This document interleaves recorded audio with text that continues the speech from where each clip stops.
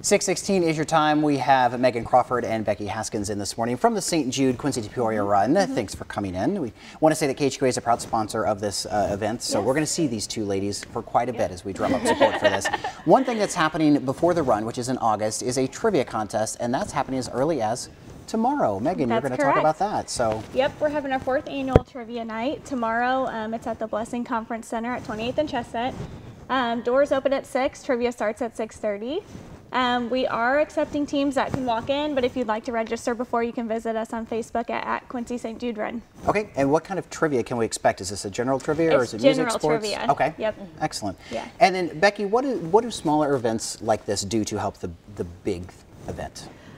It gets us to Peoria. Okay. So we, as runners or volunteers, drivers, we do have a requirement to raise $1,000. So and basically we're free to do that in any way possible. So putting on events such as trivia nights to help that money, and we seek corporate sponsorships as well to help us pay for the overhead expenses, so that the runners, we can guarantee that 100% of their fundraising goes to St. Jude.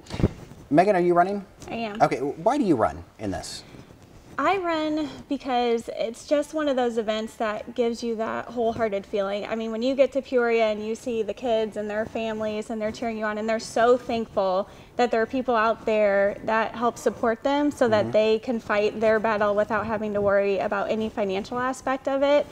It just is one of those things that just makes you feel really good, and it's just so great to know that we're making a difference no matter how big or small. This is something I've wanted to do for a while, and this year Tegan and I are running this in August, and to hear the stories of meeting the families and the kids, I'm going to be a wreck.